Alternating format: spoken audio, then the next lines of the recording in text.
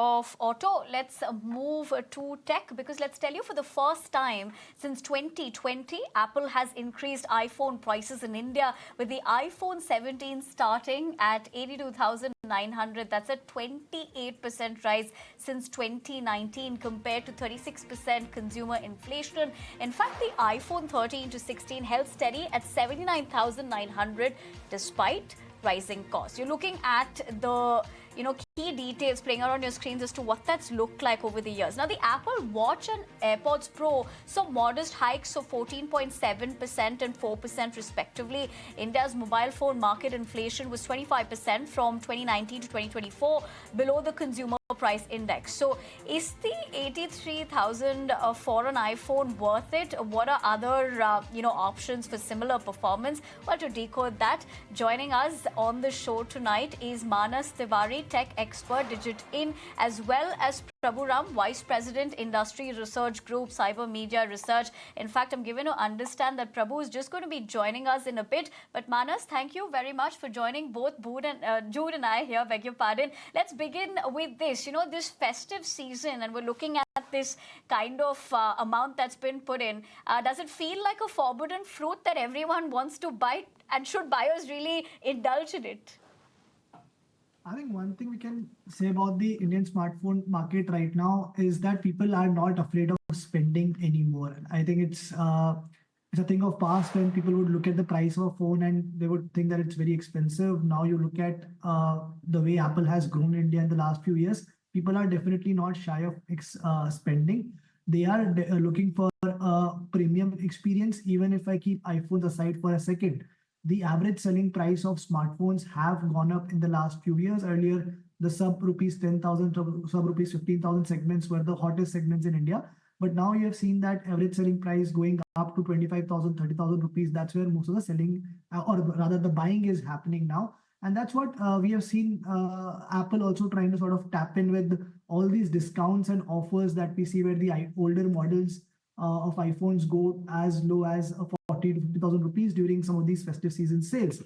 Now, coming back to your question, whether 83,000 rupees is worth for this phone or not, I think if you keep all the factors in mind, given the longevity of the phone, the kind of experience that you're getting with iPhones, I think it does not make a lot of difference. Even the price hike is not as, as big as you may think of it, because Apple iPhones have been selling at 80,000 rupees for the last 4-5 years. Is the first time the price has been increased, and that too just by rupees 3,000. So 83,000 is not that a big jump from last year's model. And you will see in time, with a lot of different sales, discounts, incentive programs that Apple has, the price will come down. In terms of upgrades, yes, the iPhone 17 is not that big an upgrade over the iPhone 16, but that's what we can say about most of these last few models. The major differences this year are in terms of the display quality. Now you're getting a 120 Hz ProMotion display as compared to 60 Hz display on the iPhone 16. Similarly, you have a better brightness, 3000 nits. There's always on display support, which you would earlier get only on the Pro models. There's a better chipset, which will ensure better performance, but also better battery efficiency. Some of these things, how they actually translate into real life, we'll get to know once we have those devices, once we start testing them out. But it's not that big an upgrade over the iPhone 16. And that's where I think the iPhone 16 might still offer a fantastic value for most users. In fact, most of your viewers as well. We have a couple of e-commerce sales just around the corner. You'll have both Flipkart Big Billion Day Sale and Amazon Great Indian Festival Day Sales, where the iPhone 16, even the 16 Pro and Pro Max, will be available for a much lower price. I think, if I'm not wrong, one of these platforms is selling the iPhone 16 for as low as 60,000 rupees. So you can still save good 20 to 25,000 rupees on just 1 year old model, which is equally efficient, equally powerful, and you will still get more or less the similar experience on that particular phone. So coming from that place, yes, you can still save money, buy a 1 year old model. But even if somebody wants to have the best of experience, have the latest iPhone, 83,000 is not actually a bad price.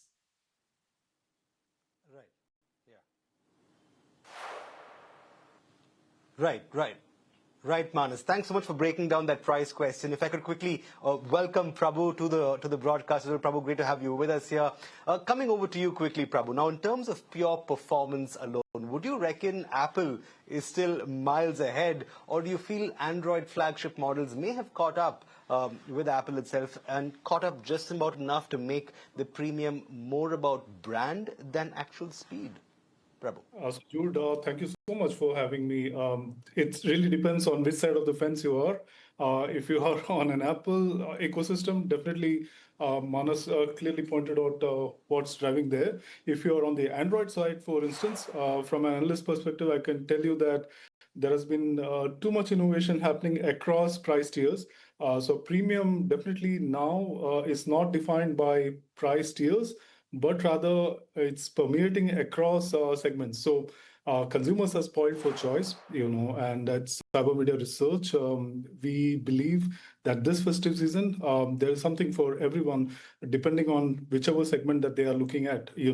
All things equal, performance is definitely being, really upgraded across tiers as well as gaming experiences and camera experiences. Value for money segment, that's something between 7 to 25,000. That's been the key battleground as such, and there are more smartphone brands now competing within that space. And if I were to come down further, there is that entire affordable slash value for money entry level 5G tier. There has been some good offerings there as well. So in a sense, yeah, there is so much available for consumers depending on which side of the fence that they are sitting on. If it's not the latest iPhones that they want to go for, they do spoil for choice in terms of the older generation iPhones. And our insights point out that the older generation iPhones have traditionally powered Apple's growth during the festive season.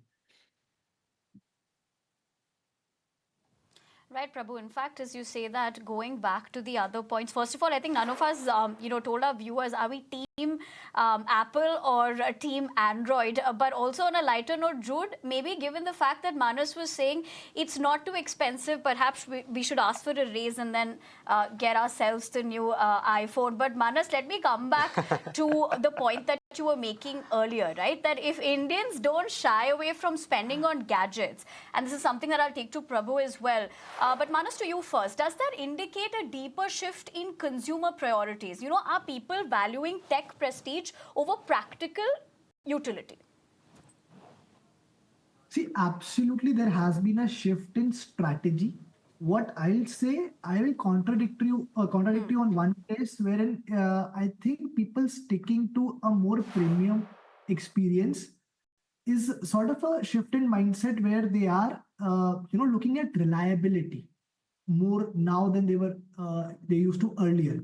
So when you are spending on an iPhone or any flagship phone per se, even any Android phone, what you're now looking at is a mature set of Indian consumers or smartphone users who are saying that I don't want a phone which, let's say, I spend 25,000 or 30,000 rupees on, and it starts giving me some issues or trouble 1.5, 2 years into usage, or even if they're not coming from a mindset where they want to quickly, switch phones or upgrade their smartphone. They're saying, I want to spend on one phone, I want to have 4 to 5 years of, peace of mind where I don't have to quickly upgrade my phones. I don't run into a lot of issues or trouble.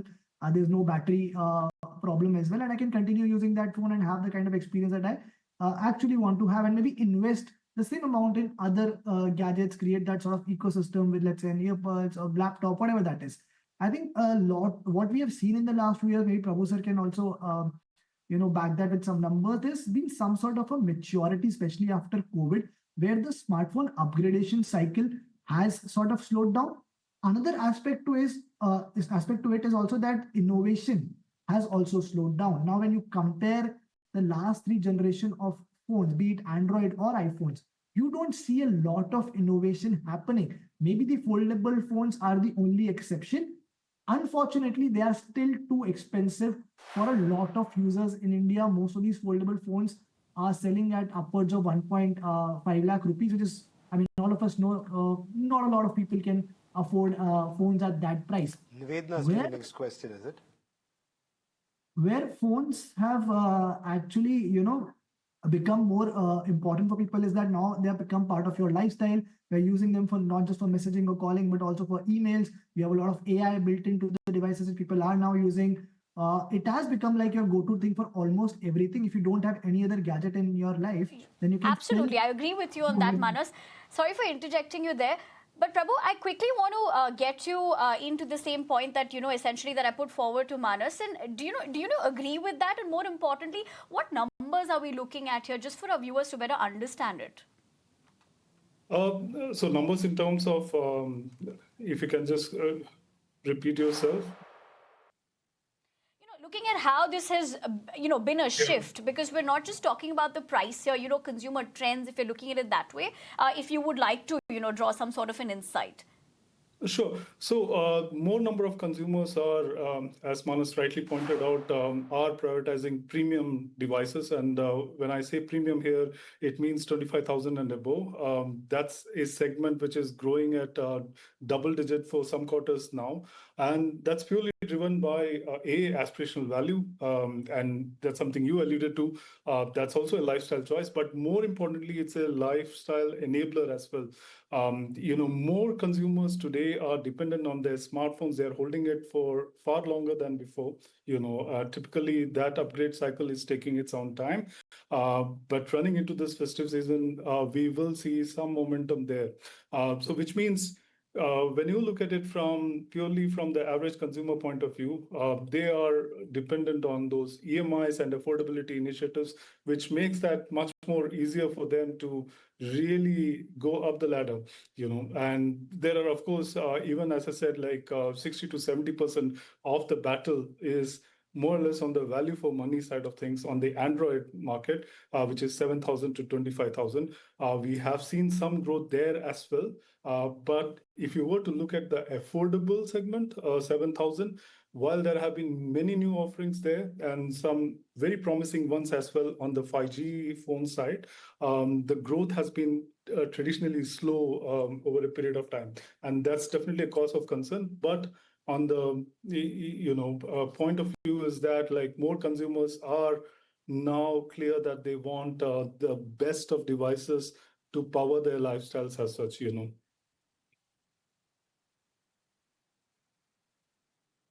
Right, Manas, quickly coming back to you. Firstly, I must say that I'm on neither team Android nor team Apple. I just want a phone that takes nice pictures and lets me watch some really cool content. But coming back to the Apple question, really, Manas. Now, resale value is often known to be Apple's trump card. But if saving 20 to 30,000 rupees upfront lets you invest in a startup, which would you say has the better return on investment?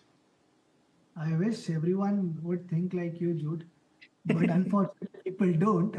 That's why a lot of people don't end up investing in startups. I think people prioritize what they have in hand. I think a lot of people they work really hard and they want to have best of the experience when it comes to some of these things.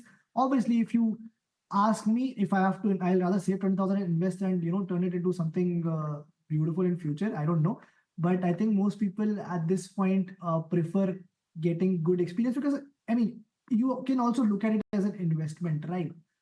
Like Prabhu sir also mentioned here, that people are looking for that peace of mind, they're looking for a premium experience, and that's why they're willing to spend more. And that's what the consumer mindset is right now, fortunately, unfortunately. And it's not just iPhones. Again, I would like to highlight that fact. It's not just iPhones. Even in the Android market, we are seeing that similar shift where people are willing to spend more on their phones to get the most out of them. And that is what it is. And in future, you will see more and more smartphone companies hitting that price point. There was a time when your Xiaomi's and Vivo's and Oppo's, all these companies were operating at a very low average selling point. But now all of these smartphone companies have phones selling at 80,000, 1 lakh rupees. Vivo also launched a foldable phone which sells at 1.5 lakh rupees. So somewhere there is this consumer a shift in that consumer mentality, which is giving all these smartphone companies the confidence to actually enter that flagship market race, take on the legacy players like Apple and Samsung, and show what they have in their armory, show that innovation that they have come up with. So that's a shift that is happening, and I think it's only going to go Further from here, for the first time, we have an iPhone selling at 2.3 lakh rupees. Samsung launched a phone upwards of 2 lakh rupees for the very first time. So I think there is a market. That's why all of this change is happening. Right, and in fact, talking about that and sticking to that particular point, Prabhu, for someone trying to save seed money for a startup, would last year's iPhone or a high-end Android flagship give nearly the same performance without, of course, burning a hole in the pocket? I was going to say that, like, first, Jude, if you want your startup to succeed, you need to invest in the iPhone, because that's your calling card, for so to say. But to your point, Nivedana, like, again, really depends on which side of the equation you are. The last generation iPhone definitely is going to sell Yeah. hotcakes. That's something which our insights point to across the last 2, 3 years now. Older generation iPhones tend to sell more. It's mostly from last year onwards that we have seen old generation and the new generation iPhones going on par. And if I were on the Android side, it's very clear. Innovation is permeating across price tiers. There is something for everyone out there. All right, and on that note, I want to thank the both of you for joining us. Well, essentially, nobody told us what team they were on, but I can say that I'm on Team Apple. And having said that, thank you very much, everyone, for joining us. With that, Jude and I want to thank everyone for tuning in to this edition of India Tonight. With that, it's a wrap. But join me on the other side as I put the focus on the top stories on Business at Night. Don't go anywhere.